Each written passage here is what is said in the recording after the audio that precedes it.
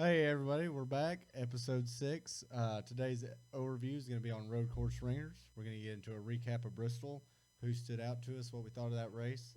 As always, drop the green bets.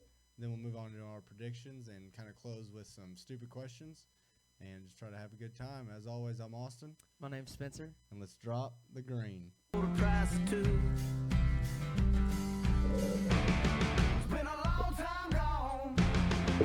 Truth's been told, and I've seen my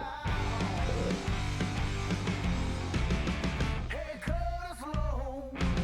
Come on, save my soul with a bar guitar and a honky-tonk crowd. All right, back in it again. I did want to clear a few things up, Spencer. Okay. Would like to say thank you to Colby for being on last episode. I could not make Yeah. it. What did you eat? That was awesome. Great job. I did not have a butt rash, so.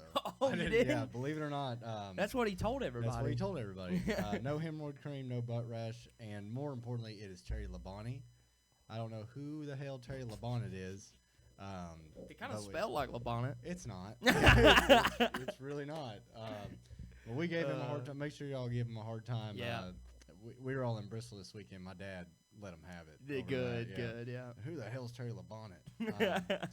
I but- wasn't correcting him. I can tell you Yeah, that. yeah, I know. he- I wish you would have. No. It was painful, to say the least. So, episode 6, as always, we're going to dedicate it to somebody. So, who is your episode 6 dedicated This week, my episode 6 is dedicated to Brad Kozlowski, the Okay. 6 car. I don't know if you guys can see this, but we'll try to get it up there a to? There little you bit. go. There you go. It's not bad. We're going to set it here. I'll move my beer for the episode. But right there, episode 6, Brad Kozlowski. So, a couple things. He's been around for a while, as Wow. you've known. Yeah, I think you did number 2 overview on him. No, I did Cindric. You did Cinder. Yeah. I did Brad. You did Brad. I did Brad. Yeah. Okay. So, Double Brad. Yeah, double Brad. I mean, I think again, guy I watched, so Yeah. kind of went with him. And I tried to I didn't go back and listen, but these are things that I don't remember you mentioning. And if you did, I'm sorry. That's okay. But so for the first thing I wrote down, what I thought was really cool was in 2008 when he finally got a cup ride with God, I didn't write down the team. It was before He did a Penske. He did It was a with Hendrick. It was in with the 20 Hendrick. in the 25 car. Okay. Yep. And he won in 2008 in the Nationwide Series at Nashville. Nice. Was his first Okay, win. cool. So that was cool because I kind of consider that my hometown track. So to see that. And then, so he won in 2008 for the first time. And then what's crazy to me is from 2008 to 2010, he was voted the most popular driver. Right. Well, you know why? Yeah, because he fought everybody. He was driving for Junior Motorsports in the Xfinity Series. That's why. Okay. Easy ticket. Easy ticket. I would- to most popular. Because no one, I wouldn't say like people hate him now, but he's definitely not. He's not like. he's not. No. Yeah, But he's when not a you're- Chase when Elliott You're or- tied to Junior Motorsports. Everyone loves you. Easy. Okay. Easy. Noah So- Gragson was most popular driver, Xfinity driver. Okay. Yeah, I'm that- just saying, I'm Yeah. just no. saying. Okay. So But- now we're seeing where this award is Right. coming Yeah. from. Exactly. Okay. So 5th career start, he won Talladega. Yep. It's I was crazy. there. Yep. That's the one that you talked about. So I know you mentioned that. And then you got into a little bit of this, but I went back and actually watched some of the fights or incidents he had Yeah. with, especially like a dude like Carl Edwards. Yes. Could, Oh my they God. could not stay away from each other. No, not Yep. could they just stay away from each other, but NASCAR, when NASCAR has to get involved, I feel like, which is like rare today, like Right. they don't ever say anything, and even in my era, we haven't really seen anyone get penalized. Like Chase got something one time, but Yeah. they're parking him, like Oh, they're yeah. parking It was him. every week. Yes. Every week. So he he literally got into it with Carl Edwards, and in 2010 they had a meeting with NASCAR, and they told him you better calm it down. Yeah. And so I read a little bit about that. I thought that was cool. And then Did you, before you get into that yeah, no, you're too good. far, did you see it was an Xfinity race and Carl Edwards right-reared Brad? Yes. Were you Yeah. going to get into that? Or? No, I Okay. wasn't gonna get into that one, but I So- saw it. So yeah. he right-reared Brad. This is like, I think it was what finally where NASCAR had to get involved because it was ridiculous. Mhm. Carl Edwards, kind of a shitty guy. yeah. I mean, kind of, yeah. He's a little bit. a lot of people think that he's some amazing dude. Kind of a shitty guy. But there's this great interview. So Brad is in the care center, still hasn't Mm-hmm. come out yet, and they interview Bob Keselowski, his dad, Oh. and he goes, "This is ridiculous. If I gotta put my fire suit on and handle this, I'll do it. They're not gonna kill my boy." And then I'm like, I mean, if you whoever's idea it was to interview him, good on you. 'Cause Yeah. that was just an iconic moment. I mean, it was literally you're watching, like, you can just look up on YouTube the compilation of like their Their feud, incidents, yeah. and it's 8 minutes long. Like, that's how crazy it is. And then he turned him Like at when they're Atlanta, where he turned that 12 Yes. car over. I don't know how he survived. I know. I don't know how he That's what survived. was crazy. Is it's not like he's like getting into the back end of him and spinning him and like running his race. It was to the point like someone was gonna die. Right. Like that's what was scary about watching it. It's like you Yeah. knew those two dudes hated each other, and you see Brad hitting the up fence. Yeah. Like he is in the air. And then he landed flat, Flat down, down, on yeah. the safer barrier, and that whole car caved in. Oh. And he got on the radio. You probably heard it, and he Mhm. said, "I don't know if I'm okay." Yeah. Yeah. Carl Edwards was just like, "I didn't mean to. I'm sorry." I'm like, Yeah. Go to hell. Yeah, Carl I mean Edwards. that's bad. Yeah, That it's there's a bad. difference between telling somebody you're not going to put up with their shit, and then an there's attempted murder. Yeah, exactly, and that's what that was. Yeah. That's what that was. So that was really cool to get into and watch a little bit, and then something I thought was absolutely hilarious was in 2012, his championship year, he was tweeting under red flag from his truck or from his car. Yeah. That so I tried to go back and find those tweets, and I couldn't like find them on his Twitter page, of course. Yeah. But I found like the one, they were funny, dude. So that is what everyone will say was like the introduction to NASCAR Twitter. 'Cause that's back Really? when, like no one had No one Twitter. had Twitter, yeah. And he was one of the first ones because Brad's kind of he's on to the new things. He's very eccentric. Yeah, he's Um, definitely like your dad that like is just involved in something that you're like, Yes. what you What only is see that? 18-year-olds doing it, but your dad's doing it. And you're like, what is Exactly. wrong with you? Exactly. Yeah. And he had Twitter long before it was cool. Mm-hmm. And under a red flag, yeah, you're right. He took a picture. They ended up making a rule: no cell phones in the car, because of that. But I mean, when that happened, everyone was like, "What is Twitter?"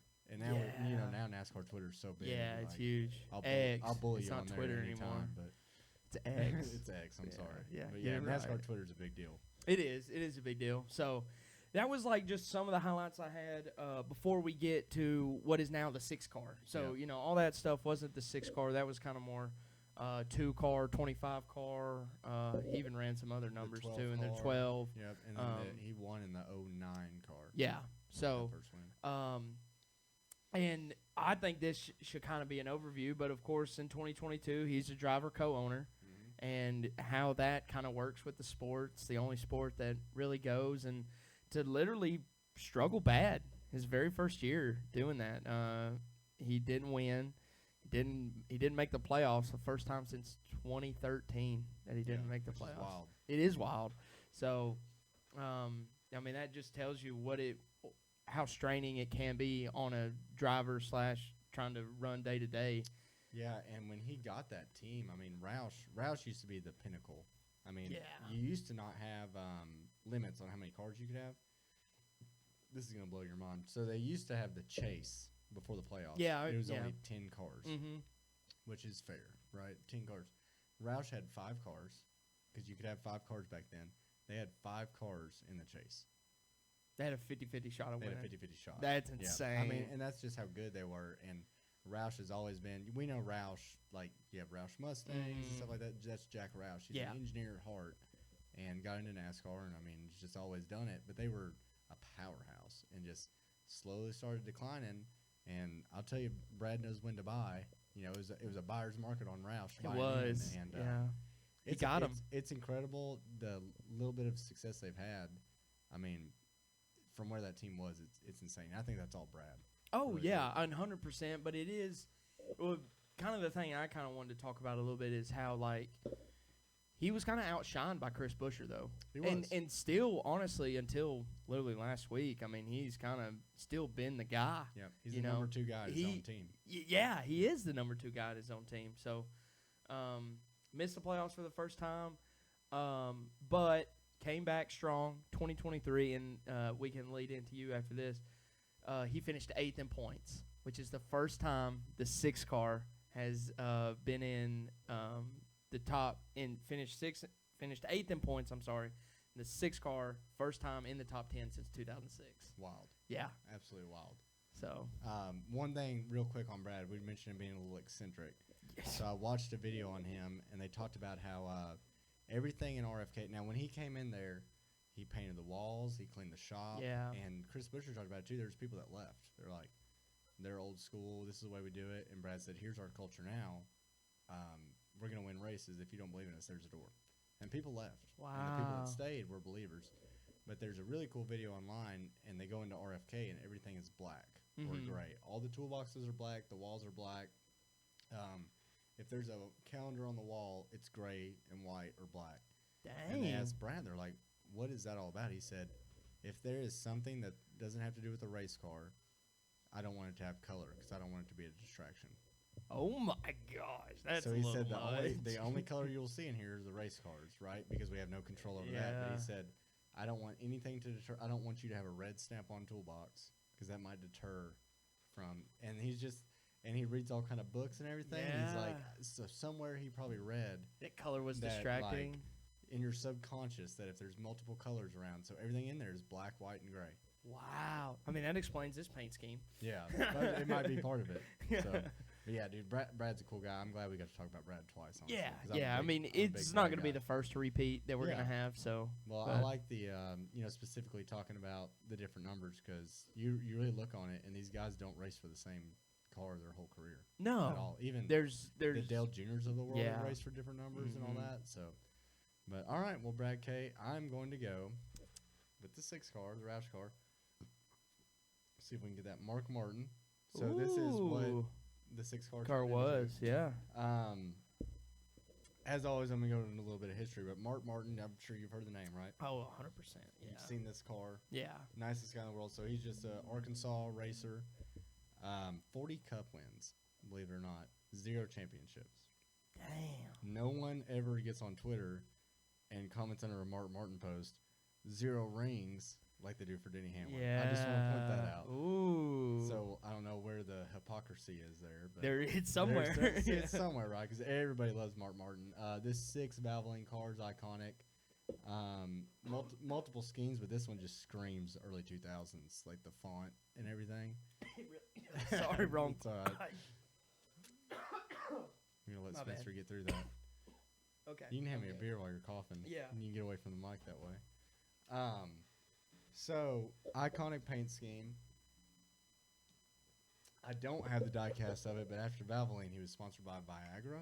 Oh yeah. And he was also an old man, so I don't know if just, that's back when. Do you think they target him like that? For sure. Okay. For sure. Because wasn't he like one of the oldest guys to ever win a race? Yeah. I Okay. mean, he definitely was. Should have lit that set up. He was one of the oldest, probably not the oldest, but He had to be He was- close, he was wasn't he? up there, He yeah. was in his 50s, wasn't he? yeah, he was in his 50s for sure. He came second in points in 2009. And I don't know how he's just a wrinkly old man then, but he some funny stuff about him. He loves to work out, which now all these guys work out, Mhm. But he was Oh, one of yeah. the first that was in the gym pumping iron. That's crazy. And he loves, and I mean loves, Gucci Mane the rapper. You're lying. I swear to God, he's the biggest Gucci Mane fan you've ever heard of. A guy from Arkansas. A guy from Arkansas, just a country dude, can set up a race car, can build a race car, and he tells the story. I think he was working with one of these multiple teams he drove for later in his career, and they were just bumping some Gucci Mane, and he's like, "What is that?" And they're like, "Oh, you wouldn't understand." He's like, "No, I like that." No way. And now you can listen to all these interviews and everything and these podcasts, and they'll be like, "What's your favorite Gucci Mane song?" He's like, "Well, he put out this mixtape, right after he got out of prison. He's like, you had to legally download it, and like he'll just pick some obscure Gucci Mane. He's not. So it's not even like one He's of not picking like Lemonade by Yeah, Gucci Mane. yeah. He's like, I like his old school gangster stuff. No way. He's like, and then he got those face tats. He's kind of out there now, and a huge Gucci Mane fan. Just, it's the funniest thing, That's ever. so crazy. It's nuts. So he got in the Cup 81 to 87. He drove for a handful of different teams, kind of tumultuous up and down. At one point, he came from ASA, which back when NASCAR was more regional, ASA was like your Midwest northern thing. Came to NASCAR, tried to make it, couldn't make it, went back to ASA, came back to NASCAR. Just really legitimately grinded it out until he found something. Jack Roush signed him, and in '88 he went to Roush, and it was just kind of on from there. And that's the 6th car. Okay. So he was there for quite a while. In 1990, he was the championship favorite. Right, he's just setting the world on fire, winning races. They are winning so many races. I guess people are complaining, as they always do, and someone keys them onto a little something they're doing. Yep. They find a carburetor spacer on his car, and it was welded on, not bolted on, which technically was not in the rules. It wasn't in the rules. It didn't say One of those anything about gray it. areas. One of those gray areas, Yeah. but also 0 performance advantage Okay. from what they say now, from what they said then. Uh-huh. Well, everyone said it doesn't matter. It's the principle. They dock him 46 points, which back then a lot of points. We don't have the playoffs, right? It's not like you get a point, you get a 100-point penalty now. You win a race and that penalty suddenly doesn't matter. Yeah. So 46-point penalty. We'll just go all. This is towards the end of the season. He loses the championship that year by 26 points to Dale Earnhardt. So Dale Earnhardt was a 46-point penalty away from a welded carburetor spacer from not being a 7-time champion. Dang. And I'll let y'all go back and listen to it. There's a lot of politics involved of, well, Dale wasn't winning. They kind of liked Chevy a little bit more. They didn't like Jack Roush from the north coming down here and spoiling the party. Like a Penske guy. Like a Penske guy, right? And they just kind of, and so they scrutinized him a little harder, and maybe they came down a little bit harder where they wouldn't on somebody else. Yeah. 46-point penalty. I mean, he should have won a championship that year. That's insane. That's insane. So all this stuff we talk about, and we're going to get in probably in an hour and a half, knowing us. We'll get into like some favoritism that still goes on now, Oh, but it's gosh. always happened. It's Yeah. always happened. There's always politics going on. So 2005, he says, I'm going to retire. Okay. 2005. Yeah. Right. Hangs keep it up. Keep that in mind. I'm Okay. going to retire. Jamie McMurray was coming in. Well, then Kurt Busch gets fired from Roush, and Mark says, okay, well, I'll stay for 06. He already had a farewell tour. Like, imagine Kevin Harvick is forever. You know, Yeah. all this stuff. Oh, You have a yeah. shirt, I have a right? shirt that says forever I mean, champion. That big of a deal, Yeah. right? So Huge. imagine him at the end of the year going, I'm coming back. That's a baller move, though. Right? And so Sounds like someone that listens to Gucci Mane. Right, exactly. So he's like, I'm coming back. So he comes back for 06, and then he's like, I'm done. My Roush contract's up.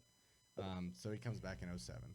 And he races for Ginn Racing. So 2007, if you remember the finish on this car right here, neck and neck with the 01 car. Yeah. The yeah, U.S. yeah. Army car. Mhm. That was Mark Martin. No way. And I know I'm getting off the number 6, but I just think he's the Brett Favre of NASCAR. Yeah, you have just to been talk. around for And just forever. how many times did Brett Favre say? Wasn't it Brett Favre that was like, I retired, and then I'm Yeah, gonna go. he was leaving Then Green he's Bay. then he and went to then the Vikings. Vikings, and he's yeah. retired. Then he went to the Jets. Yeah, yeah. So Mark Martin's the same way, if not Okay. worse. So 07 with Ginn, kind of says he's going to retire. Well, then DEI absorbs him, so he's like, okay, I'll stay for DEI, and then I'm done. Right? Rick Hendrick calls him. You run part-time for me? Just run part-time for me. Or no, I'm sorry, let me back up. Hendrick says, will you run for me in the 5 car? No, I'll run part-time. Rick, the best car Yeah. salesman in the world, Yeah. obviously. So Rick talks him into a full season in 09. And as far as I know, that was a 1-year deal. And I'll get into why I think that or why I've been told that. So 1-year deal in 09. He ends up winning like 5-6 races. Oh my God. Yeah. And Well, only one to race part time. only one race part-time. And his crew chief, this will crack you up too, his crew chief, you want to take a guess of who it was? Who's the crew chief that everyone thinks should be fired right now? No, I got nothing. Alan Gustafson. Alan Gustafson. Yeah, Okay, that's I who was. you were thinking of. Are, Yeah, okay. Chase's crew chief. Okay. Right? So Chase's crew chief was his crew chief. Dominated with him. Finished second in the points to Jimmy Johnson. Yeah, About all that's- you can ask for. Yeah, it's as good as you're gonna get. It's as good as you're going to get in that time. So as the story goes, just to kind of tie this back into your number 6, Mhm. coincidentally, as the story goes, Brad was in line. We talked about him being at JRM. He was in line to take that 5 car after Mark. Well, when Mark won all his races, he was like, no, I'm staying. And so they kind of told Brad, like, hey, I'm sorry. I mean, and in their defense, you have Yeah. Mark Martin. You have some young up-and-comer. Yeah, it's not like he was barely finishing races. I mean, he won He 5. won like 5 races, and I think that number's correct. We can look it up. I know it was like 5, maybe 6. Okay. But it was a lot. It was a Yeah. lot. I mean, he was lighting the world Yeah. on fire. I mean, I feel like it's definitely over 3, right? definitely over 3. Okay, yeah. then I'm, that's a I'm lot. telling you, I think it's 5. That's a lot. And he was over 50 years old at that time, too. That's So, absurd. Absurd. Just this wrinkly old man getting out of the car and laying it on him, laying it on these kids. That's insane. It's so crazy. So crazy. So, in that car. well, this was when he was in the. That's. 5 I'm car. sorry. Yeah, You're yeah. right. You're right. But My yeah, bad. he was still old in this car. Yeah, that's what's yeah. crazy. So just to kind of scoot through it here. So that's why Brad ended up going to Penske. That's kind of why Brad is where he is now, Mhm. as the story goes. Well, I know nothing other than what I've heard. We'll believe it, right? So 10, 11 don't go as planned. Didn't win 5 races. Still did decent, but he's like, I'm gonna retire. So he retires. Well, then he goes to Michael Waltrip Racing in 2012, part time. Yeah. 2012. 2012. Yeah, He's an old man. And we talked what- about this guy signed to Roush in '88. Oh we talked about this guy gosh. starting in Cup in '81. We're all the way to we're all the way to 2012. Ooh. So he kind of ran part time in that 55 car. I believe he split it with Brian Vickers, and then he filled in. There were some people out. I remember him running for JGR. It might have been Kyle Busch, maybe in 15. I could be wrong, but Okay. like he filled in here and there. Eventually has not ran since probably 14, 15. But like I said earlier, never won a Cup championship. Right? Kind of got screwed out of one in 1990. We talked about that. Yeah. Never won a Cup championship. Has 49 Xfinity wins, which he was first all time on Xfinity wins. He's kind of an Xfinity god until Mhm. Kyle Busch came along. So if you look at the all time Xfinity wins, it's like Kyle Busch 102, Yeah. and then second is Mark Martin. So Mark Martin Wow. was still an Xfinity god. You remember the IROC series? You've Yeah. heard of that? I've heard of IROC. 5-time IROC champion. Oh. So couldn't win a Cup championship, But but International Race of Champions, yeah. 5 times. That's So insane. the guy's good. Was really, really smart about the cars. Tons of cool stories about that. Like now, if you look at him, he still has to be involved in something. He bought a Newell bus, like a big RV, Mhm. and modified the engine, modified the shocks and everything. He has a whole video on that. I mean, he just always has to be tinkering on something. That's so cool. He's just a guy's guy. Actually knew about the cars. yeah. Hell of a race car driver, obviously. But yeah, when I think the 6, no offense to Brad, but I think Mark this Martin. 6 right here in Yeah. a Valvoline. So that's I mean- why I'm dedicated to Mark today. Good. Good. I like that. So if we were to look up a stat, do you think he's like ran the most laps ever in NASCAR? Or is that still That's held a- like no, by that's- Richard Petty, like because he's won 200? Right, and Richard Petty, you know, he But again, that's a different era when they got to race like they 4 raced- times a yeah, week they or raced something. a million times, and then Richard Petty. You talk about like we talk about Jimmy. Man, he should have hung it up because he Yeah. sucked He so bad. should've, towards it. yeah. Well, Richard Petty did that for like 15 years. Oh. I mean, Richard Petty raced all the way till 1992. That's why I don't And- even think about that. Yeah, That's I mean, wild. so, okay. but Mark's got. But he's got to up there. be top 5 if though. you consider like whatever they consider the cutoff for modern era, yeah. it's got to be Mark. 'Cause, Okay. I mean, he's been out there in a million different cars. and, yeah. yeah, just wild, really cool dude. If you don't take anything away from this, the biggest Gucci Mane fan yeah. to ever live is Mark Martin. That's so funny. Just some old man in glasses. So, Good but dedication. Those yeah, are- good dedication. yeah. So this is episode 6, the Brad Keselowski and Mark Martin edition. Mm-hmm. Let's jump right into our overview, and we'll kind of keep this quick. I know we keep y'all waiting forever on the recaps of the race. So I wanted to do road course ringers. So have you heard that term or? I've heard that term. You wrote down a couple names, and Ambrose is the only Okay. guy I've heard of off that list. But I mean, I would assume that they're pretty good road course racers. Yeah, for sure. So back in the day, we had 2 road course races, right? We had Sonoma and Watkins Glen. Glen. So these Okay. call Sonoma Sears Point. Now, did they race them twice? Did they just go once a year? Once a year. But So you there said was- just have 2. That road was course it. races. That was it, right? Wow. And so people really didn't put any thought, Yeah. or if you such at road courses, hey, we'll take 2 weeks off a year, right? Yeah. We got Who 36 races. cares? Who cares? Yeah. So what some of these underfunded teams would do is bring people like Boris Said in. If you heard of Boris Said, Mm. okay, so huge Yeah, road that course wasn't ride. one of the guys I Ron heard of. Fellows, AJ Allmendinger. That's kind of Yeah. how he got his Mhm. entrance into NASCAR. Marcus Ambrose. Before SVG, we know SVG came from Australian Supercars, Yes. right? Marcus Ambrose was an Australian Supercar champion. No way. Kind of okay. the SVG of his day, right? That's And- cool. Yeah, he was the SVG. of his Justin day. Marks is a genius. Yeah, dude. he is. he He is is. a genius. So Ambrose came over. He was kind of a road course ringer. Well, he ended up being a full-time guy. But these underfunded teams would put in what they called it today road course ringers, and they would take a car that would finish 35th at Bristol, just absolute shitbox, right? And then because nobody cared about road racing or was good at road racing, they'd finish top 10 in a road course. Wheeling this absolute. I mean, imagine now everybody's. I mean, good. it's kind of like that. Like when you say that, like AJ Allmendinger doesn't really have a chance No. to compete. You Right, know, right, like yeah. he has a better car than 35th, of course. Right. But it is. I mean, let's be He honest. still is a step above, right? He needs that next tier. He needs a Hendrick. He needs a Joe Gibbs. He needs a Right. Trackhouse. Like, So and that's kind of where I wanted to go in this is so we had all these ringers back in the day that didn't necessarily win, mhm. right? But they were never put in a position to win Okay. until SVG. like SVG last Yeah. year. He Kind of. did it. He He did did it, win. right? Yeah. So we went through these road course ringers. Well, in my opinion, then they put what 2020 was there 7 road courses on the schedule. Yeah. I mean, we almost turned into a road coursing series, so It people was- got better at it. yeah. Everybody got better. You know, it used to be the ringers were good, but you had Tony Stewart, you had Jeff Gordon. Now Jeff Gordon, if I'm pretty sure I'm correct about this, he still has the most road course wins in NASCAR, Okay. and that's back when at no point in Jeff Gordon's career did they Chase run. won like 4 in a row. Right, Which is but kind of impressive. It so, is, Yeah. but you have to remember, at no point in Jeff Gordon's career did they run more than 2 road courses in a year, and he still has more. Wow. Yes, Imagine the gambling odds on that. yeah. It used to just be when we went to road courses, it was like it's either gonna be Tony Stewart or Jeff Gordon. Yeah. Right, and now we'd have some people sneak in there too, but Mhm. dominant. Well, we get more road courses. These guys are practicing it, right? They're getting in these Trans Am, these GT cars. I need to get better at road course racing. Yeah. So now, Learn braking zones. learn all the- braking zones, all that. yeah. Well, okay, so then people are getting better, right? The ringers aren't doing as good. It doesn't really matter because you got someone like Chase Elliott, grew up late model racing, Yeah. road course god, or did he just have the best car?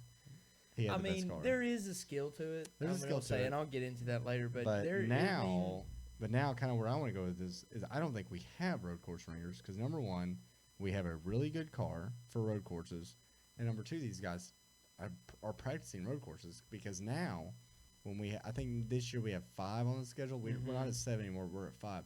Those are still 5 opportunities to win, and they're taking it a lot more seriously. So now it's like, do we even have road course ringers? Well, kind of, because I would say yes. because SVG came in there Yeah. and waxed ass. Yeah. Right? Now, that was a little bit different because it was a street course. They had the walls.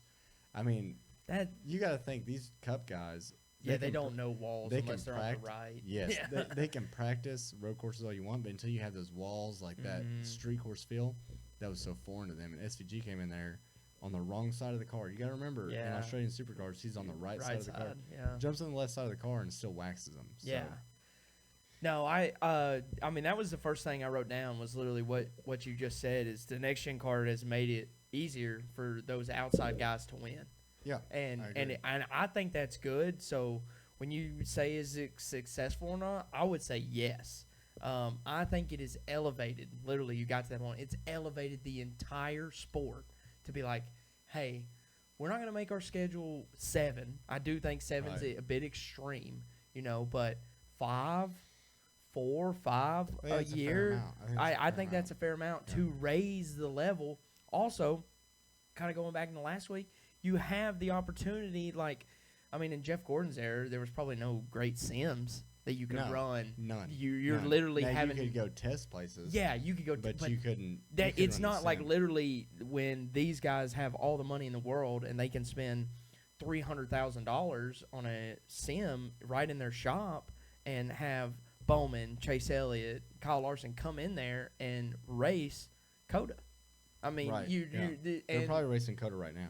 yeah, because I raced it and it is hard. Yeah, I mean, it's it very is hard. ridiculous. Watkins Glen, I can kind of see how oval guys can get a hang of that. Coda's got, and you can tell me if I'm right. But Coda's got a lot of elevation change. Oh my gosh, it's Yeah. crazy. I mean, it's as far as like that's what that's the part of road racing that I enjoy is the elevation change because it makes a difference. Yeah. Like where the Roval, it's kind of all flat. It's a parking lot. Yeah. I mean, you're just kind of turning and you can not necessarily see what's coming, but you can. I mean, in Coda, you go to the top of something, and if you don't know the track, you don't know if you need to. You don't need if be breaking 50 yards behind you, or you still have the go. You Yeah. know, so it's got a lot of elevation. It's got 22 turns. That's nuts. That That's is. nuts, yeah. It's got 2 straightaways. It was built for F1. Oh, Yeah. it is. That's an F1 track. But I'm telling you, the Cup cars put on a better show than anything they put on there. It is great to watch, and I have enjoyed the last races there. They've been Yeah. great. But And to we, kind and of we can get into that. yeah, Sorry, we but to got a kind of little get back to the question is literally it's raised just all the drivers up. Yeah. It's made them work harder to be like, I need to be good at this now. Like you said, it was only 2 races before they didn't care. And that's what I think too. And then you even go into the Xfinity series. You had Sam Hornish Jr., okay. who was an IndyCar champion, tried to make his way in NASCAR, was even in Cup, couldn't quite make it, but he has Xfinity wins in a stock car, right? Yeah. On road courses. Yeah. And then I don't know if you know this, Justin Marks, he was a racer to begin with. Mm-hmm. So he Yeah. came up through GT racing, road racing. He has an Xfinity win at a road course. No way. Yes. Okay. Yes, for Chip Ganassi Racing. Okay. So there at a time, and maybe even still today, kind of what we're talking, and that's kind of where I want to go with this, or what I was trying to go is, like, is there still a place for ringers? Because we have ringers that come in, but they're always put in lesser cars, right? Now, they might overperform their equipment, Mm-hmm. but I don't think until Justin Marks put SVG in a winning car Yeah. did we see what a road course ringer could do. Now, I mean, AJ almost did it if it wasn't for him and Yeah, Bowman well, getting tied up. right, and now So- AJ's won in Cup cars Yeah. too, but I think AJ's kind of, maybe he started as a road course ringer, but he's been in NASCAR so long. I mean, look at all his Xfinity wins on ovals. Yeah, I mean, no, he is definitely a good he's oval he's driver. a stock car driver Yes, now. he Like, is. and so he's kind of teetering on the ringer still. Now this weekend, I'm still going to put him in my fantasy lineup Yeah. because he's an amazing road course Mhm. racer. But I think Justin Marks kind of opened up Pandora's box of road course ringers being important again, because Mhm. now you got Brody Kostecki came Yep. in. He was Australian V8 Supercars, and then Kobayashi. Kobayashi. He's Yep. coming in. He Mhm. came in last year after SVG, and he's Yep. running some more races this year. Brody's Mhm. going to run some more races, so it's we kind of had these ringers that were in backmarker cars overperforming, but our Cup regulars were still winning. Yeah. Kind of died down. I feel like SVG's brought this road course ringer thing all the way back up, and now with the car the way it is, if they continue to put 5 road courses on the schedule, including 2 in the playoffs this year, Yeah. 2 in the playoffs this year, ridiculous. But It's crazy. you got to think the way this format is. Okay, tell me a guy that has that much of an advantage at 5 racetracks per year.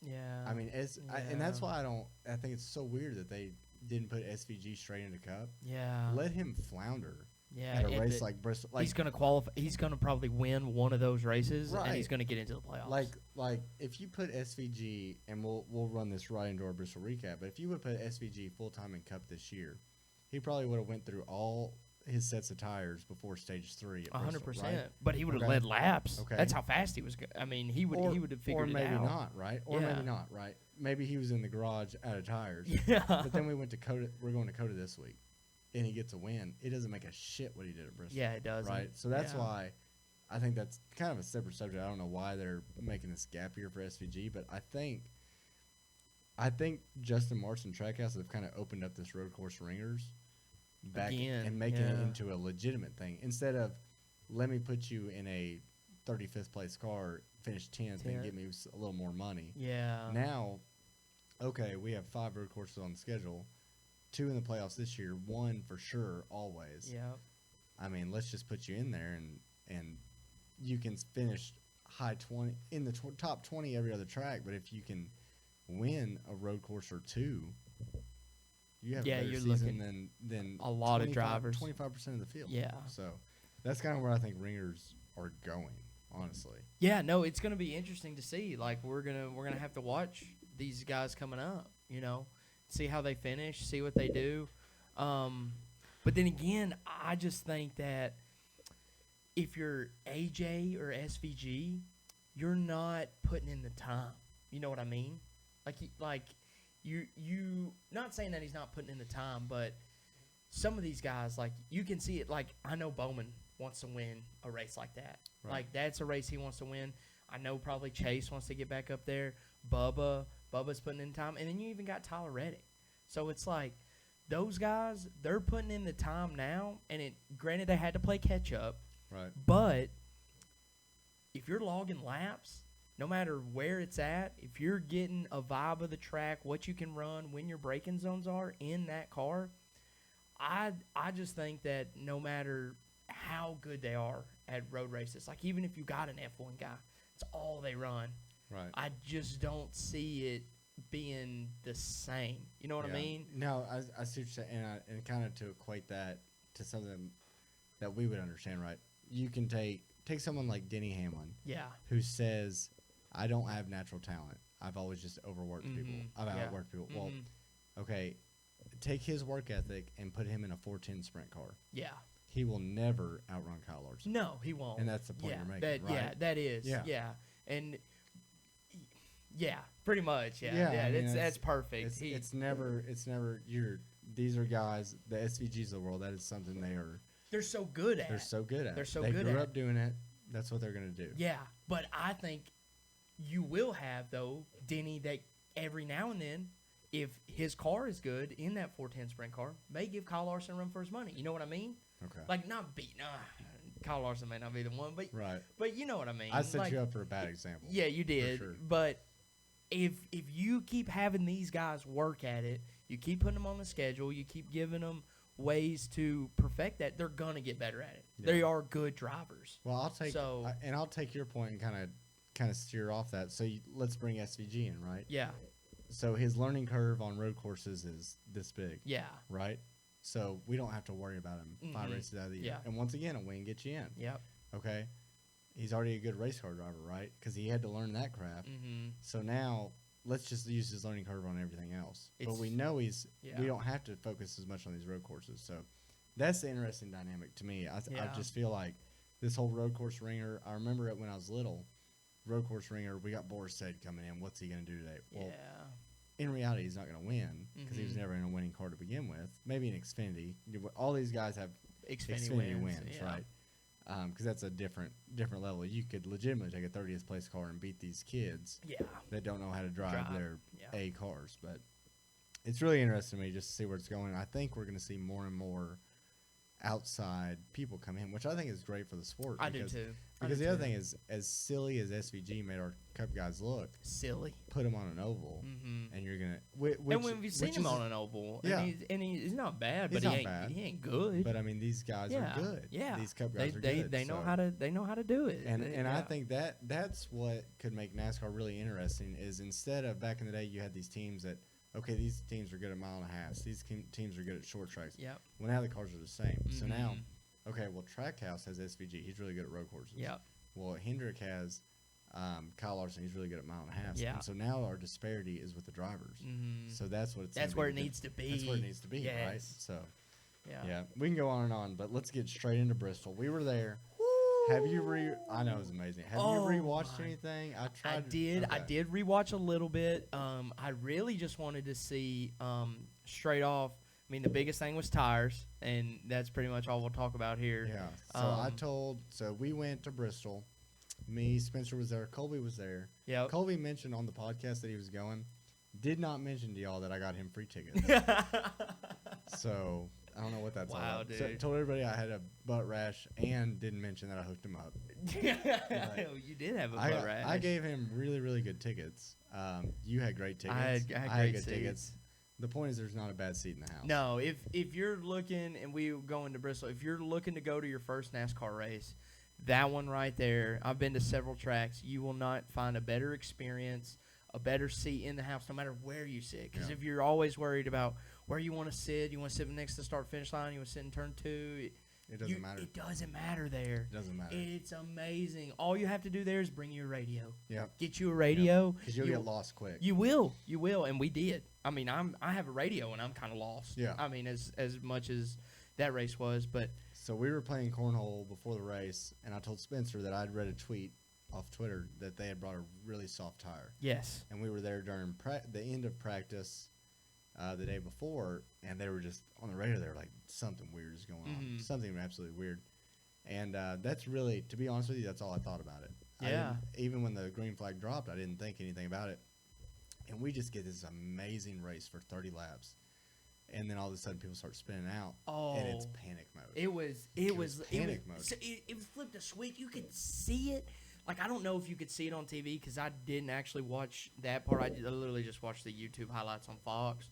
But I just wanted to see when you're sitting there, you're seeing everyone run fine. You're seeing them all run fine. They're running fast. Flip switch. And then literally, Kyle Busch, Josh Berry. They're just spinning, like no tire, and then they're coming in, and of course on our side, we're on the opposite side of you, and Josh Berry's pit box was there, and you see when his tire changers pull off the tire on the car, you just see all the cords. Kidding. Yes, Yeah. That's how bad it was. yes, Yeah. it was. It was unreal. insane, and I mean, you had comers and goers. Now, and we'll get into this. It was too much tire wear. It was too much tire wear. It was a lot. For the length of the race, it was too much tire wear. It was. But when they first fired off, these guys didn't know, and that's why people started spinning. Yeah. Right? And then even once they knew, you still had people like Ty Gibbs that are like, "Y'all are going too slow." Dude, I don't know if you were listening to Ty Gibbs' radio. This is what I want to hit on. No, it. I didn't listen. Oh my gosh! So literally, he came from the back of the field. Yeah. And I was like, I want to need to know what's going on. So I flipped to his channel, and he gets up there in fifth, and his crew chief and his spotter are like, please slow down. Back it down. Please. Yeah. You can't tell that kid nothing. No. You can't tell that he kid is nothing. lapping people, just absolutely driving balls to the wall. And his spotter and crew chief, like, we have to make it. We have to make it to the end stage. Literally begging for him to just let off the gas.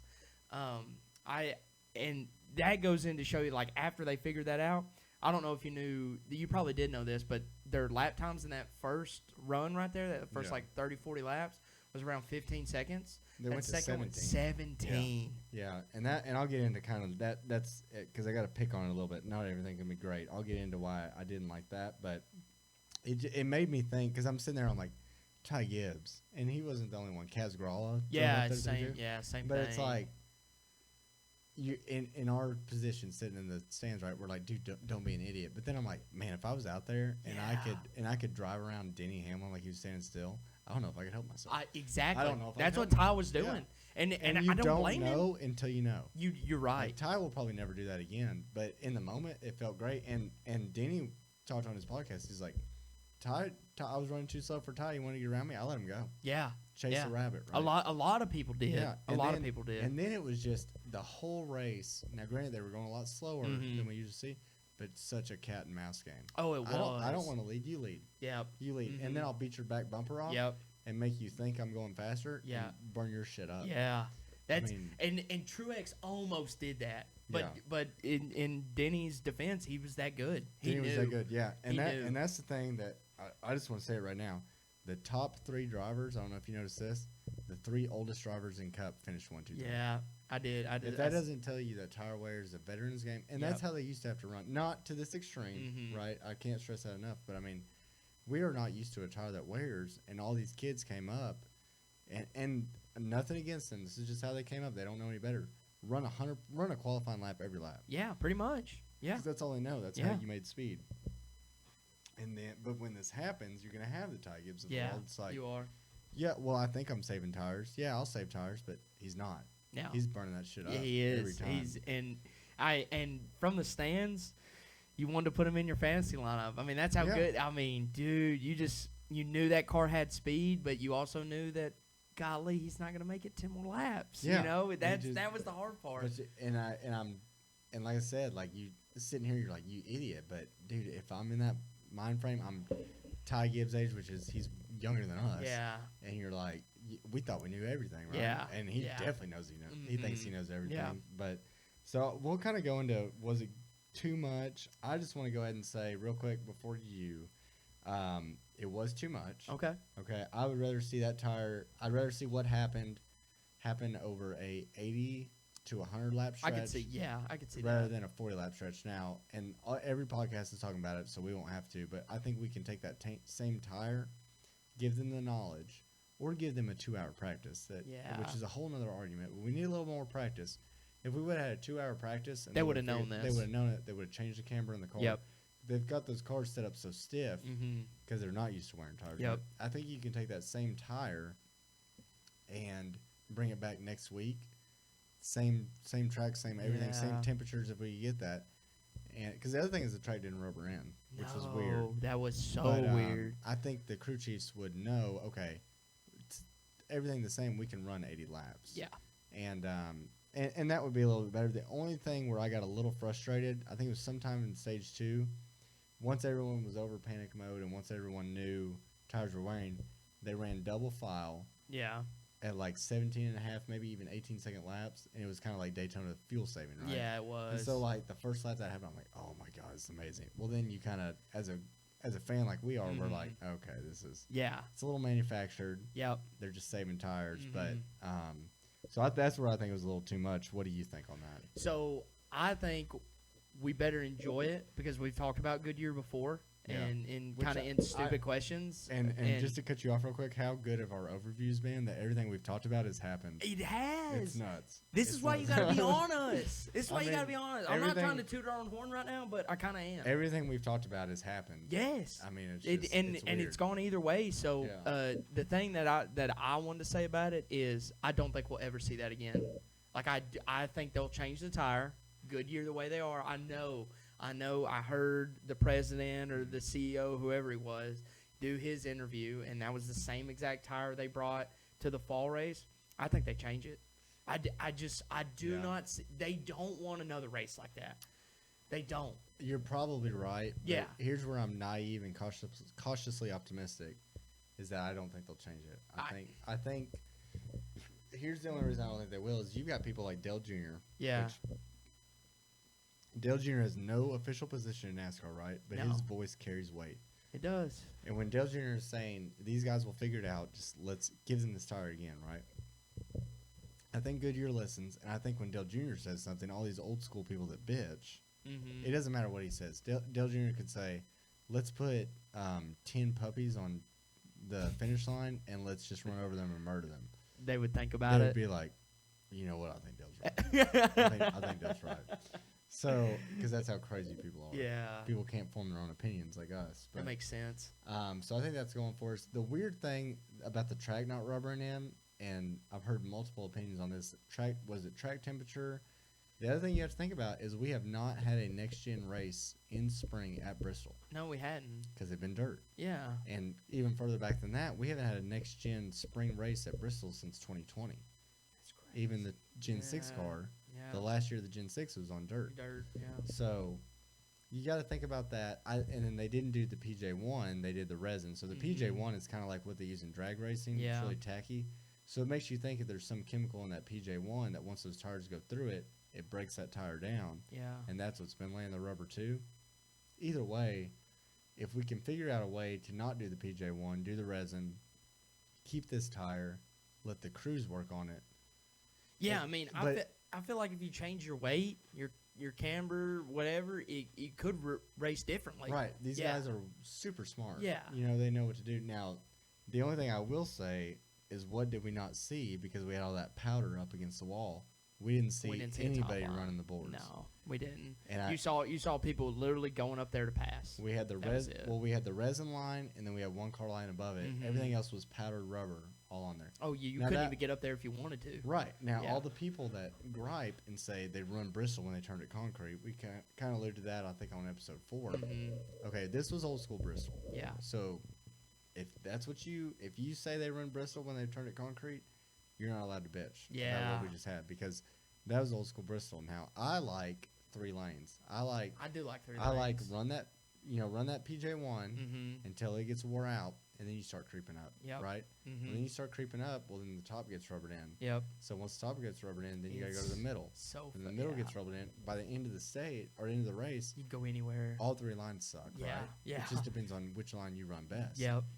And so we didn't see anyone running the boards, and we'll get into that in the standouts too of like what the drivers saw it, but Mhm. I did miss that. Yeah. Honestly, I miss that now.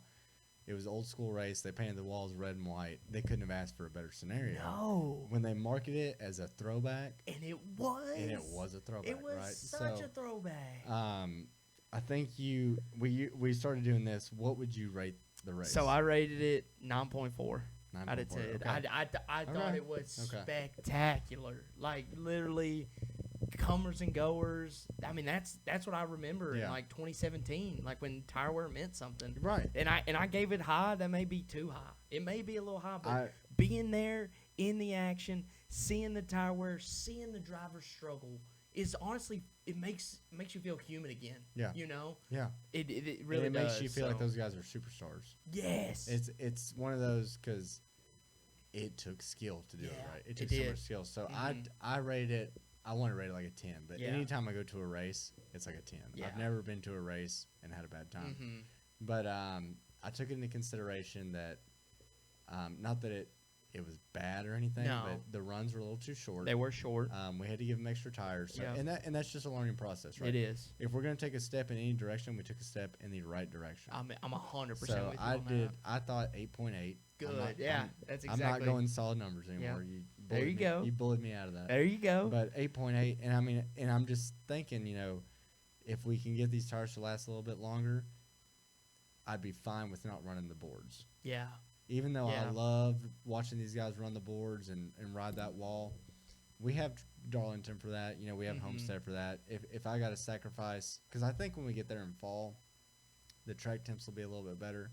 Even if they brought this tire, it might rubber in. It could. I mean, It that's could all. rubber It in. literally we don't know. We don't know. So, Yeah. we might still have fall off. And that's my perfect scenario, I guess, is if we're going to continue to do this, bring the same tire, let the guys set it up different. So Mhm. the spring race, it might not ever rubber in, right? So Yeah. we might still be running 2 lanes, Mm-hmm. but we can run longer. Yeah. Well, then when we get to the fall, same tire, it'll rubber in, Yep. hopefully because of the track temp is what we're guessing, right? Yep.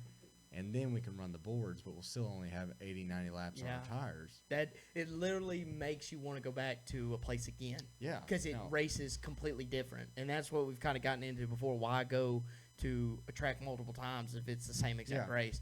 This would be the perfect opportunity to test that it's not going to be the same It's race. not, no. It doesn't matter we'll if have you an win- old school race in Yeah. spring, Yeah. and then we'll run the boards in fall. Now, Yeah. we have to consider how lucky we got that race did not have any rain. Yeah, we did. That race gets rained out 99% of the time, Mhm. I feel like. Mhm. So we got super lucky on that front. Now, it was overcast. Weather was beautiful. Weather's beautiful. Yeah. I don't know about you. I was freezing. Yeah, by the in end of it, I coverage. got Okay. cold. Okay. Yeah. I was I got cold. I had my hood on. I had my scanner over my hood. I wore shorts. So Okay. My because, dad did too. Because I mean, when we left Knoxville that morning, it was overcast. It was kind of sunny like it is now, and it was like one of those things. If that sun pops out and it stays out, I don't want to be in pants. I mean, I had a hoodie on, Yeah. hoodie and shorts, so it wasn't absurd. But I mean, literally, even when we were tailgating before the race, the sun was kind of out, and if you were standing in the sun, it was It was a kind of little it was hot. baking you. Yeah. It felt Yeah. good. It had a little breeze, and then literally it was like the clouds out of nowhere at 3:30, and they just the entire time. Yeah. So Yeah, it got a little chilly. For It did. sure. So It I did. kind of want to move straight into standouts, and we kind of touched on this earlier. But the veterans, yeah, dude, they knew what to do, right? yeah, it was. I mean, It I was- think Denny. I think Truex could have had something for him, but he had a little bit of a slower pit stop. Yeah, Denny's on his game Mm-hmm. somehow at over 40. I think he's 42, 43. His pit crew is amazing. He's got a great crew chief. Everything's clicking for him.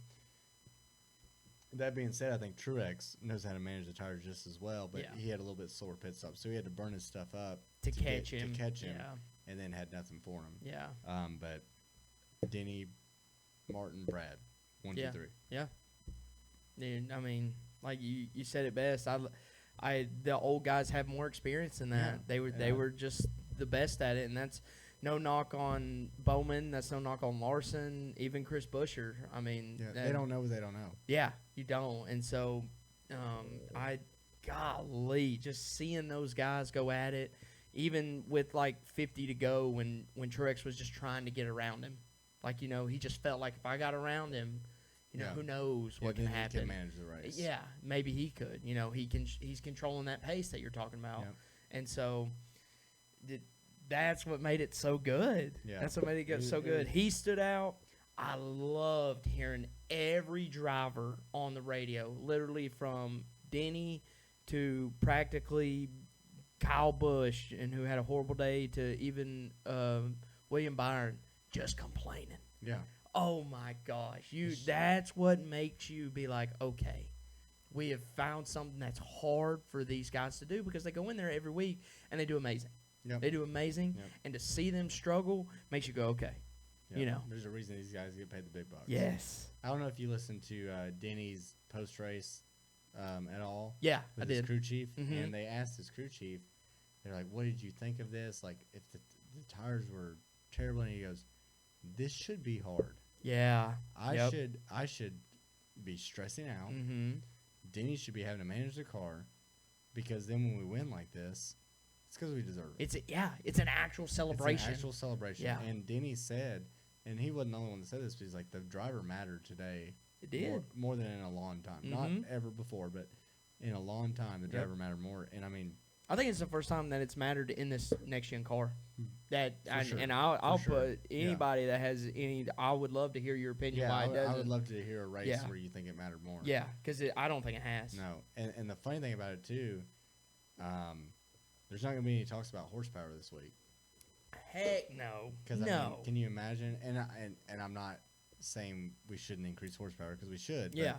Can you imagine if we had 1,000 horsepower? Oh, they would have made it 10. 10 laps. Yeah, 'cause they we would've would've made run it You 10. couldn't feather that throttle hard Mm-mm. enough. So, They wouldn't have had enough tires. but they that wouldn't just have. shows you kind of what we talked about on our overview. The tires matter just as much as the horsepower. Yes. Right. Mm-hmm. So if we can bring a tire like this, maybe we don't have to narrow it up. Yeah. You know, ideally still want more horsepower, but you know, if you can give me a race like this, get rid of the shifting. That's still going to be a problem when we get Yeah. to Martinsville. But if you can get rid of the shifting, you know, maybe you can convince someone like me that Mhm. 670 is the number. Yeah.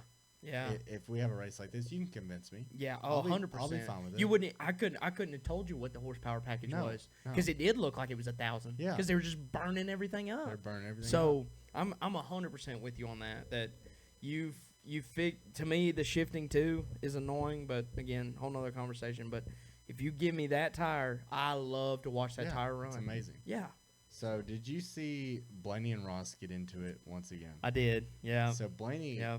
doored him. Yep. Turned left, almost right reared him Mhm. on the straightaway and doored him. Blaney had a hard day. Yeah. Now I think Blaney just doesn't know how to manage tires. That's And 100% That's not right. a knock on him. No, How would he know? he doesn't. How would he know? Yeah. So they interviewed him afterwards. This was like a front stretch YouTube interview, and he was like, "Well, they brought a new tire, and they didn't." Which Goodyear claims that this is the same Yeah. tire. That's And I- exactly. And we had so many things change that I kind of believe him. You know, we had the Mhm. resin and we Yep. had track temps different than ever before. And he's like, "It's a new tire. I don't care what they tell you. This race was terrible. It was awful. You can't just bring a new tire just griping like crazy." And then the last guy goes, "What about that contact with Ross?" And he goes, "I'm sick of you asking me Ross questions." Walks away. Wow. Tell me Ross Chastain is not in his head. Yeah. I mean, how? And Ross did not do anything to me, and Not and anything again, different than and this anybody is coming else. from Ross fans, so I may be biased, but I didn't see anything that Ross did to Blaney that made him want to do that to him. So Ross, you know what I mean? No, I mean Ross was like everybody else. He wanted to go. If you Yeah. want to go, Go. and burn your stuff up, and tap the guy on the bumper a little Yeah. bit. That is old school Bristol, right? Yes. That's old school Bristol. That was happening to everyone on the That's field. happening to everybody. Yeah. Everybody was getting their bumper worn out. If you're going slow and you get tapped on the bumper a couple times, get out of the way. Yes. Don't door the guy. No. Now, if you want to door the guy, that's your right. Yeah. But don't get mad about it. No, you can't. So I just think it's crazy. When he answers that questions like that, he's like, in his mind, he's like, "I'm staying out of the drama or whatever." But He to adds me, to it. dude, Yeah. you're just proving that Ross is in your head. Yep. And Yep. what we're dying for is for this to continue. Yes, I'm 100% with you. Absolutely continue. I think they're. I mean, Blaney, give it or not, he's a Cup champion. He's So a Cup you have to champion, give him right? that. Ross has been so close. Yeah. So it's one of those like, golly, And if I- you can get those two guys. Because I think Blaney's very good, has a lot of natural talent, but he's a basket case. Yeah. Absolute basket case on the radio. Ross, I think, is more mentally Yeah. sound than Mhm. Blaney. So you have Ross that, I mean, and Ross might even just be fucking with him at this point. He could be. 'Cause what is he? I Yeah. mean, that Ross is that kind of guy. Like, he is. yeah, I'll give you, I'll give everybody else 2 taps. I'll give you 3, Yeah, huh? just to get under your skin. Yep. Because I don't care. I'll sleep at Mhm. night. And I feel like Blaney's laying awake at night going, that damn one car. Yeah. I mean, and maybe he's not, but I'm telling you, that's the impression he's giving us. Mhm. So, I don't want to take any more questions about Ross. Yeah, and Come just on. walk away. Yeah. Like he's in your head. bro. Yeah. So I still want to keep an eye on that. The last driver that I want to talk about, did you see Larson's post race? I saw a little bit of that. I didn't catch as much. He said basically at one point he said it was kind of fun, but he said this is a black eye for Goodyear. Yeah. This is a I, terrible, yeah. and I- like he just didn't like it. Now, as Larson, generational talent. Yep. We're gonna say it every episode, or I will. But I think he still finished 5th. Yeah. Right? Even after a penalty, still managed to finish 5th. Yeah. He knows what he's doing, but in my opinion, he hated this race because he wasn't running the boards. Yeah. He which is wanted to be up race. top. I think that's what he wanted. Now, Yeah. I think, and we sometimes we take a little bit too much into what people say Mm-hmm. or drivers say. Maybe we just did that with Blaney. Now, even though Larson said it was a black eye, yada yada, that doesn't mean he's gonna give up. That doesn't mean he's not gonna No. run the race. Now, I No. think Blaney did give up. Just to Yeah. be completely honest, I Yeah. think as soon as it was a tire management race, he put the anchor out and he said, "This is Goodyear's fault, not Mhm. on me." I think Larson finished it out, did what he had to do, but it was still like, I don't like this. Yeah. And that's fine. You don't have to like it. No. You don't have to like it, but I mean, we know that's where he likes to run. That's It's where the he likes very to top run. of And everywhere he possibly can. And Bristol is one of those tracks that he has circled that if the tire's right, track tem's right, I can run the top and I can dominate everyone. yeah. Yeah, And that's so- a dirt guy that I think he knows how to manage tires. Yes. He's very good at it. But for him to have the most fun, he wants to be balls out Yep. on the wall. Mhm. So I think maybe people have read a little bit too much into his comments. Yeah. That he probably didn't enjoy it. No. Does that mean he's not going to try his balls off and still finish 5th after a penalty? No. Yeah. I mean, he still did that. So Yeah. I think it all depends, too, on where you finish. Just like Oh, it does. every week. Yeah. These guys are going to have different opinions on where they finish. But Mm-hmm. I think the majority of the drivers liked it. Mm-hmm. I think when the drivers like it, the fans like it. Yes. Because they're just going off what the drivers say. you right? well, and you can feel it. And you can feel Yes. it. Like It you gives us felt- buy-in. Yes, it gives you exactly. It gives you a buy-in. And the last standout I'll say before we move on is I have to give props, and it's a little biased for sure because I bet on him, but Willie B, a dude that started the race, got First one to wreck. yeah, literally straight off the rip, went 3 laps down, 5 laps down, and just still fought Yeah. all day. Did not give up. And you won't tell me that they're. No offense to Bowman and Chase, they wouldn't have done that. Larson probably would have, Yeah. but no other Hendrick driver is racing as hard as he was to try to just They would have give kept him. saying how many laps are left. Yes. Yep. Yep. It was like how many we got left. Again, I don't know about Bowman, but I feel like Chase would have parked Chase it. would have for sure. Chase would have parked it. Yeah. And I kind of feel like Bowman may have parked it. I mean, Yeah. and it's not 100. I feel like 100% Chase would have parked it, but just that drive of he knows he had a good Yeah. car, and once he figured it out, it was just bad luck of not knowing exactly what the tires Right. are going to And do. nobody did. And Nobody did. he knew he got loose, he got spun, and ended up getting hit, and so it was literally the worst case scenario. And I don't think he would have won. I don't, but. No. But he would have definitely finished finished a lot top better. 10. Yeah. Yeah, he would have Yeah. finished top 10. I- He would have beat Blaney, and that's what I needed. And I still, I still think he finished. Did he finish top 20 or am I crazy? I don't remember. Okay. I really don't. He fought though. Yeah, he fought he the did. whole race. Yeah. So yeah, good on him. Mm-hmm. But yeah, we could go on and on about Bristol, man. It was a great race. It was amazing. Now, granted, we were there, so we're biased. Yep. It was amazing, but I think I tried to watch some of it back the other night. It's the full race replay isn't up yet, but as Mhm. soon as it's up, I'm going to sit down Yeah, and watch it yeah. because I heard that Kevin did a really good job in the booth. Heck explaining yeah. everything. And what was going down? Yeah, so I'm actually liking Fox more because of Kevin. He saved him. It makes Mike Joy and Clint Boyer shut the fuck up, Yes. which they need to do. Yeah. So but that's another overview. Yep. So all right, well, man, we had a great week at Bristol. We did. Great race. We planned that out Yep. well. let's get into your bets. Ah. I know you touched on Colby a little bit. I hear you're down again. I'm down. I'm down You're bad down. now. Or you're I'm down even worse I'm down now. bad. Okay. I So- started the weekend before Bristol. I was down 2.3 units, Okay. and I lost all 3 of my units this week. So we're down 5 we're down 5.3. All That was This is turning into a great segment, Spencer. yeah, it is. It's let's see how much money Spencer can lose. Yeah. I just, and again, we kind of touched on it. I chose Willie B for one of my matchups. Yeah. Which To could have me- been. I mean, to me, that was just bad luck. Yeah. it I is. mean, no offense to the Blaney fans out there, and I know my boy JD's listening, but all I could hope is that whole time is Blaney got involved yeah. in something. Yeah. Like if Well, I thought he was gonna just start pouting and park it. to and be I honest. was I don't know what it was gonna take, but I needed him to do He was- something. I think he was pretty close. to But just- that's what gave me confidence. Just as like to bet on him again is like I know he's not gonna quit. You know, as far as Willie B goes, like he was just in there, still running. So I bet on him. I had Larson, Chris Buescher to win, and Chris Buescher just. I mean, I think he finished 5th, so I'm not gonna complain. But Yeah. hey, it's just one of those that tough.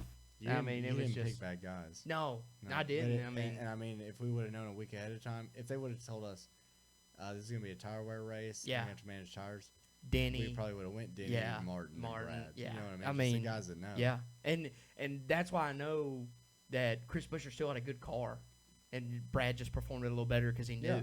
Yeah, I mean that's all that was. Yeah. So that was tough to swallow. But this week I'm hoping to get some winners. Let's go Let's hope 4. so. I got 4 bets this week, and I want to sweep.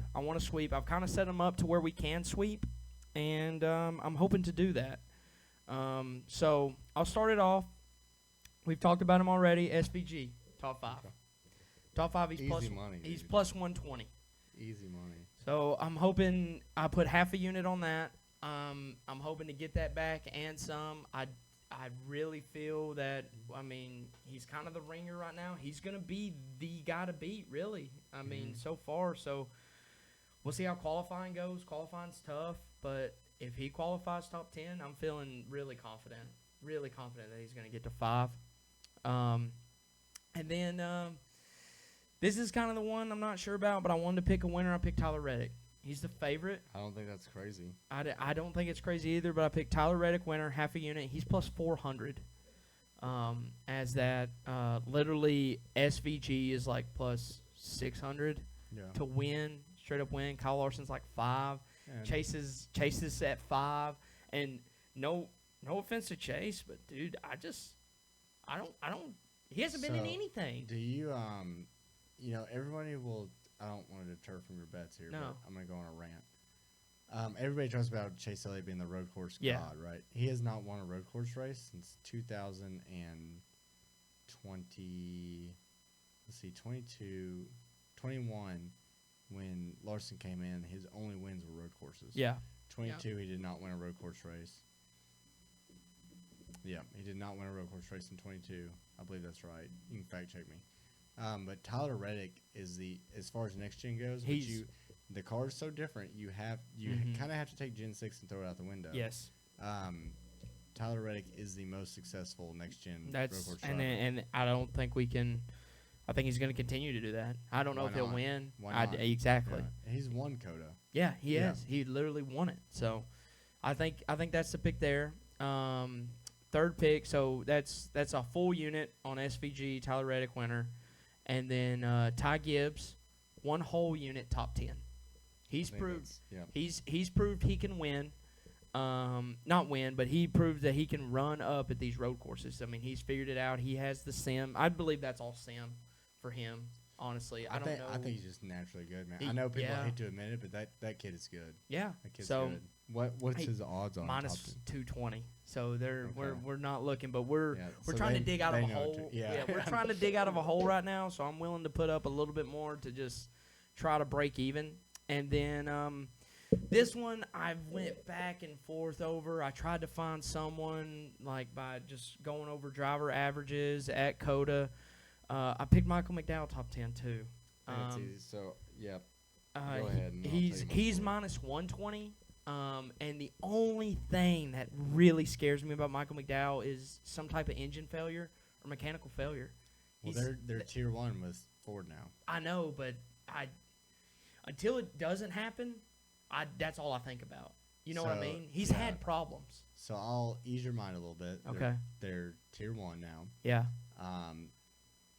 Alliance with Penske, and we used to see a lot of blown engines on road courses. Yeah. When we had the H pattern. Mm-hmm. So guys going from Yeah. second to third, and go second to first. Money yeah. shift is what I call it. Yeah. We don't have that anymore because we're sequential. We're just, yeah. Now, Michael McDowell just did a press conference. It was either last week or maybe just this Yeah, I week. can't watched it. remember. Yeah. And he said with these stage breaks, you have to make a decision. Do you want stage points or do you want to win? I think he's going to want to win. And he said, we are making the decision to win. Yeah. Now, if we get down to a late race restart and we get punted and we Yeah. finish 30th, Yeah. we have no stage points. Yeah. Right? We know going in that if we don't win, we're sacrificing 30 stage points or Mhm. 30 points on the day, Yeah. something crazy like that. So I know right now that his goal is to win. Yeah. So That's who I kind of want to lay with right now. So that's I mean, an I easy got to. top 10 if nothing goes wrong. Yes. He should be in that group of people that are playing to the win. Mm-hmm. So worst case scenario, even if he has a bad pit stop, gets caught behind, or there's 3 other people better than him, he's still in Yeah. that group of people that are going for the win at the end. Yeah, and So- that's all I need. Top 10, minus 120, So and like 5 units, right, just to dig you out. yeah. I'm hoping if everything goes well, if we get 3 out of the 4, if we pick the winner, we're straight out of the hole.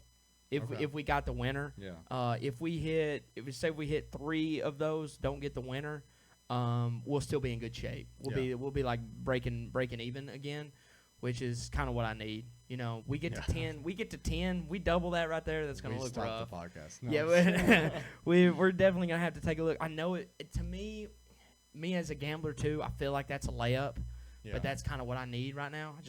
We need to get back on the winning train. Yeah. That's all Well, we you have to have need. a strategy to dig yourself out. To right? dig ourselves Yeah. out, and I feel like this is it. Ty's gonna be there. I mean, he's good. Yeah. He's gonna be fast. I could see him qualifying third, qualifying Well, second. I thought you might, since we were down a little bit, I thought you might go crazy and do Ty Gibbs winner, because I could see that too. No, and again, that's one of those that I hate. Not that I hate, but just like I'm trying to do all my odds before, and I talked Right. about this with Colby Yep, before. and sticking to him, right? And sticking Yeah. to them. I mean, it is tough to see. Like when you bet on someone and they are qualifying 36, and Yeah, you're like, well, I'm locked in. I'm locked Yeah. in. So I'm staying true to everybody. This is Yeah. what I'm going with. I have not seen qualifying with you guys. I haven't seen it yet. So Yeah. if Ty Gibbs qualifies second, if Tyler Reddick qualifies first, who knows? I might sprinkle more. But that's what I'm going with. That's what I'm registering. One day when we get a lot bigger, we'll do this podcast, and we won't do Drop the Green Bets until Saturday, Yeah. and we'll yeah. upload it then. Yeah. You know what I mean? But Yeah. as It'll of be now, one of those. As of now, you're stuck in a hole. Yeah. But I think you can dig yourself out of it. That's all we're trying to do, and I'm guaranteeing by the end, all I'm trying to do, my goal, you have to have a goal when you're gambling with money here, Yeah. and my goal is to be up 4 units Okay. by the end of the Yep. year. It's 4 positive units. money, right? Yeah, positive money. I want to Yeah. be up 4. So literally, we just got to dig ourselves out, and it's going to take little by little. So that's kind of what I've done here. Ty Gibbs is not making us much, but it seems like a guarantee. I mean, if So- I have to really start laying up and put minus 650 on Kyle Larson to finish top 10, we'll do it. We'll do it. We'll yeah. do it. We'll put 2 units on it. That might be my only bet. We may put whole 3 on Kyle Larson, watching him finish top 10. So one thing I wanted to ask you just real quick while we're on this subject, how much more fun does NASCAR become because you're betting on it? A lot. A lot, You get, right? yeah. You watch. You don't just have a favorite driver anymore and watch him particular, especially when you're at the race, because you're subject to what the TV shows you as you're watching it at home. But when you're at the race, I'm watching Willie B probably more Right. than anybody, Yeah. and I'm just seeing him dig and dig, and I'm watching Christopher Buescher, Yeah. and I'm just watching him. Hey, now he's in 6th. Now he's in 5th. Can he get one more? Can he get Yeah. one more? Can he get fat? You're just watching so much more. You're tuning into their radios, and you're almost kind of becoming fans of them. You know what I Right. mean? You're Yeah, cheering whether for you them. want to or not. Yeah. That's where I So- think the betting, because we have, and TV can't show it right because No. there's so much stuff going on. Yeah. But through the field, NASCAR has more racing than any other motorsport. Yeah. But when you start putting bets on like top tens and Yeah. stuff like that, I mean, you're more invested. Yeah, I mean, it literally goes back to 2 weeks before when I had Blaney. Literally, Blaney passed Ross on the last lap. Yeah. I didn't care He who. was screaming. I'm screaming. I'm like, I don't care who won. I know who won. Show me who's in 5th place right now. That's Yeah. what I need to know. Yeah. And so that right there is the fun part of it, to where you can watch more than just the leaders. Yeah, You know? and I think it's cool too because we talk in units, but if you want to follow these bets and let's say your unit's $1, Yeah, you're gonna follow us all year. Right now, all you've lost is $5. $5. Right, and we're trying to get you to at the end of the year hopefully win $4. $4. Right. Yeah. So we're talking money. So Yeah. it does. You Mhm. have investment, but at the end of the day, we're not breaking the bank. No, and we're having So- fun and we're doing having it. a blast. Yeah. So I think it's really cool. I just want to get your Yeah. your If there's feedback on that. anybody out there that's tailing me, come on, send me some love in the comments so you're sticking with Yeah. me, because I'm in rough stuff right now. You need supporters. I right need something. It's going bad, downhill quickly. So we'll go straight into Coda predictions. We kind of touched on this just in your bets, but Yeah. so this is our first road course of the year. We kind of don't know what we're gonna get. We haven't had practice or anything. No, It's I don't think with this next gen car we see a manufacturer advantage. no. We used to Gen 6. Chase Elliott had the absolute best car. Yep. Until Kyle Larson came in and said, "I'll take your setup and put your dick in the dirt." Yeah. But I think really what I want to focus on for our predictions here is the stage cautions that we kind of talked about. So you're gonna have guys. That's good. Yeah. You're gonna have guys. I think especially guys. Take a Daniel Suarez that's already Yep. won. Mhm. He's not had a great season since he's won, Nope. right? I think he's gonna take stage points. Yeah. I think he's gonna come out of there saying we're probably not gonna win. I'll take stage points. I expect Every Daniel time. Suarez to, if not win a stage, get stage points for Yep. sure, Mm-hmm. and just say we're already locked in. Let me just bank. Let me keep putting points in the bank now. Yeah. This is going to be big for Hocevar and Corey, and we forgot to touch on who won that, but it was Corey won, yeah. Corey won that So- one. So now it is Corey 3, Carson 2, Yeah. and But it's going to be big for guys like that Yeah. know they have to point their way in, that they're going to have to stay out, whatever yeah, it they takes have to. 'Cause they're yeah. not gonna win, right? They're not. They're not gonna win. No. You're gonna let your big guys Yeah. go pit Mm-hmm. and sacrifice those stage points. You're gonna basically steal stage points from Yes. them. Now where that gets weird too is, are we gonna have any issues getting to pit road? What if we have a caution getting to pit road? Yeah. I don't know if so in iRacing, I've seen like green flag pit stops can be an absolute madhouse if they have to do that and they're meeting cars when they're coming out Oh yeah. of the pits, because you're literally making a 20-degree turn. yeah. Like you are coming out trying to get back to speed, and you can't get back to speed quick enough before you're having to brake. So in that braking zone for turn 1 there, your braking zone is like literally right at pit road exit. So you're trying to get down to first gear, and come around that turn, and you got guys coming out of pit road who are just trying to get to speed, right. not being able to get there. They're probably Yeah. going to be going 60 out of there. Yeah. So it's going to be wild. It's gonna be wild, and I think it'll just be interesting. I mean that's what's crazy about this, and for better or for worse, come the end of stage 1, we will know who is not gonna be our winner. Yeah. Because Yeah. if you stay out for that stage 1, You're going to probably- get stuck. You're not Yeah. gonna win. You Yeah. gave up all your track position once that came out. So Mhm. I don't know how I feel about that, to be honest. I don't Yeah, know. and Michael McDowell talked about that, and I loved how we did get to see it without it. You know Yeah, what I mean? But Michael McDowell dominated that race. He right? did. Now, He did. But to me, and not everybody's like us or me, to where I'm like, okay, Michael McDowell deserved that win, right? Yeah. And if I spent my Sunday for 3 hours watching Michael McDowell dog walk everybody, I'm cool with that, Yeah. right? I was Yeah. gonna watch either way, Mm-hmm. whether everybody wrecked or whether Michael McDowell ran everybody down Yep. and just won. So, but I get where they want it to be exciting for fans, but I'm gonna watch either way. But that's where I don't. When we first had these stage cautions, once again, it's like anything else. These guys have figured it out. Mm-hmm. You know, let's do the math. It is better for us to try to win 2 stages than win the race. Yeah. Mind blowing. There's not- there's going to be a lot of guys like that. So that's what's going to make it more interesting. Yeah. To see where those guys, our top guys, have to fight through lap traffic, and they actually have to pass, which is no easy task. Yeah. So I'm here for it.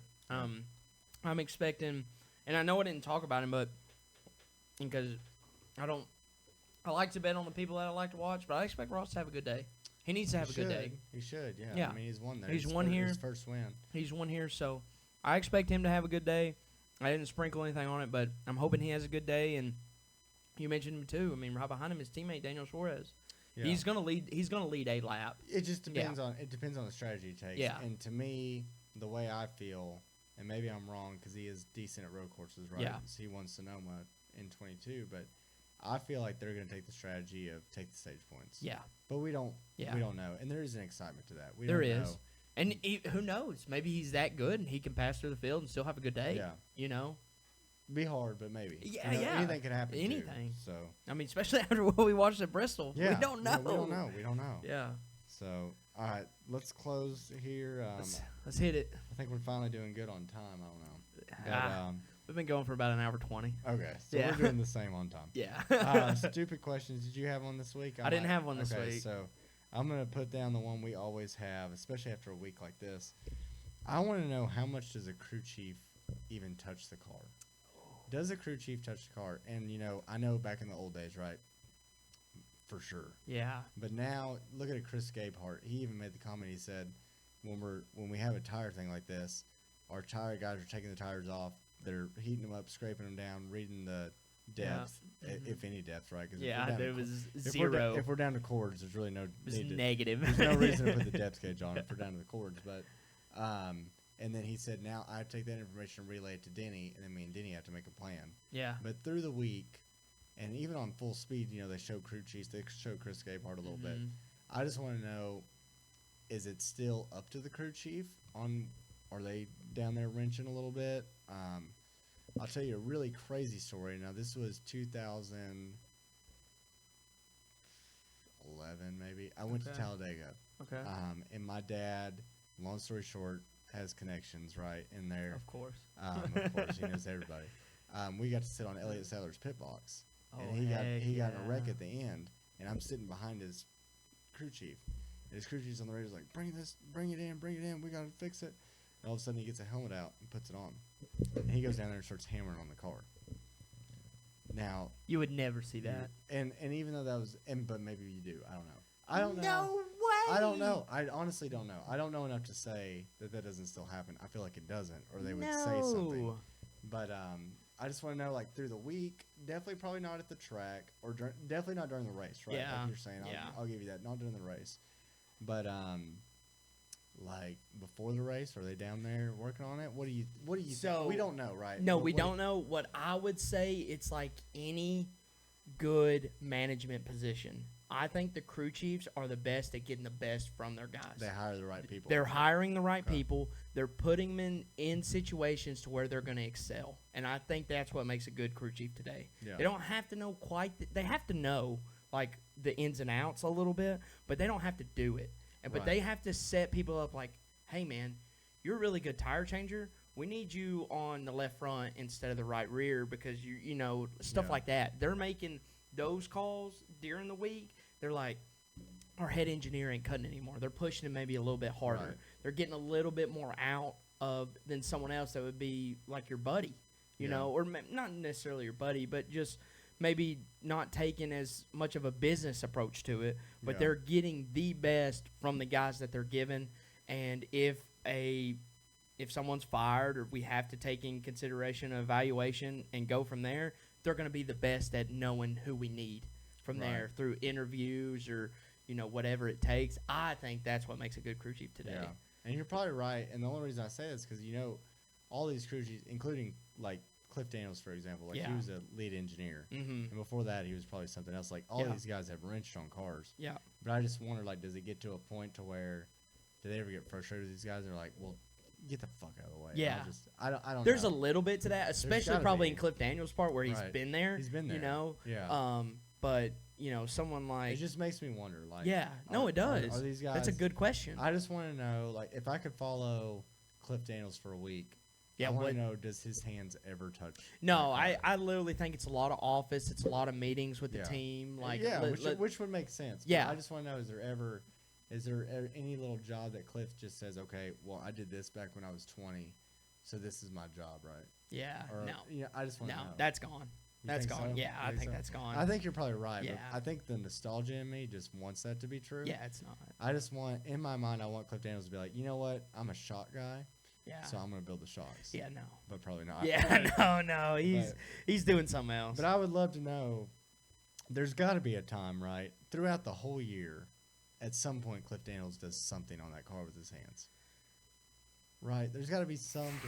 You don't think so? You don't think so at all? I Okay. don't. I Okay. don't. I mean, I think it's You the might same be way. right. You might I be think it's the same way with 80% of the drivers. They're not touching the car. No, well, they don't want the driver's touch. Yeah, I mean, I just But- no. I mean, okay. I do. I just yeah.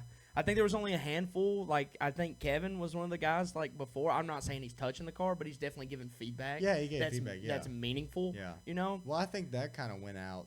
As far as the driver's giving feedback, Jeff Gordon came in, Yeah. and he's not as bad as Kyle Larson. Kyle Larson knows nothing about a car, Yeah. and he'll tell you that, right? But even when Jeff Gordon came in, those guys. You talk about Mark Martin. Mark Martin knew what pound springs were in his car.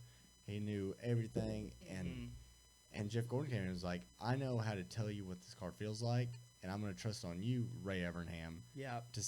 on how to fix it. And I think that kind of is what started. It's such a different team everything dynamic. but everything started Yes. changing, right? Because they're Yeah. like, okay, well, now we have Jeff Gordon that doesn't even have to focus on the car. Yeah. He's just a driver. Well, Mhm. we don't want our drivers dealing with that. Yeah. And at some point before that, it was the crew chiefs, too, Yeah. right? You Yeah. I mean, it Our just crew chiefs know how to hire people, and they know how to direct people. So my crew chief doesn't need to be under the No. car getting oil on his face. yeah. He doesn't. He But doesn't. I- That's the engineer show. In my crazy mind, I think Cliff Daniels still turns a wrench every now and then. You could think that. It's not happening. But I'm going to. he may know what a snap-on tool looks like. No, but for sure, yeah. He has a toolbox. Does it have dust on it? I don't know. 100%. So, all right, let's close here. Let's go ahead and just do your favorite memory of Coda because I don't want to. I've been enough of a hater. Yeah, my favorite memory of Coda's got to be shout out to the Melon Man. Yep. Is watching him get his first win. I mean, it was spectacular. I Moved have Ross it on. out of the way. Yeah, Or, I'm sorry, moved. Ross got moved by AJ. AJ. And Ross gave it right back. Yep, Yep. Ross gave it right back, and then AJ and Bowman kind of get into it. I mean, it was literally that was one of the first times they had been back there again. Maybe the second time they had been back there. Second time they had been back there, and oh my gosh, you couldn't ask for a better finish. I have the watermelon smash on video. I've got Nice, every yeah. I've got every single melon I've got a smash. video of you jumping up and down to that. It was That's it somebody was else. absolutely spectacular to see my boy Ross get one. Even Yeah. then, and quite then I wasn't. I mean, I was a fan, but not Yeah. fully Set you converted. over the Yeah. edge. So that's my favorite memory of him. Just going to victory lane and just being and we can talk about this later too. But just being an actual dude. He is a dude. Yeah, He's like, just a dude. I mean, overwhelmed with emotion and just happy to. He knows how hard it is Yeah. to do. someone that generally grinded Yes. it out, and AJ Allmendinger taught him at a road race. Yeah, And he moved his and he moved his. mentor to Yep. win it and said, "I'm sorry, but I'm not doing. I don't care who you are. It's my first cup win." Yep, And good for exactly. him. It was So, awesome. So, yeah, that's my favorite memory. Storybook for sure. Well, all right. Where are you watching this week? Do you know yet? I guess. Yeah, I mean, it's either gonna be your place or my place, probably. I heard, So, I heard through the grapevine you were golfing with you Sunday. yeah, I think that's the Okay. case. I think that's the It was case. news to me when I heard. Yeah, that sounds right. That sounds right. We're Yeah. gonna hit the tees and Yeah. Awesome. Thank you for staying with us, guys. Another episode. We'll be back again. Joey Coda. We'll be here. Buy me a ticket low, put me on a train to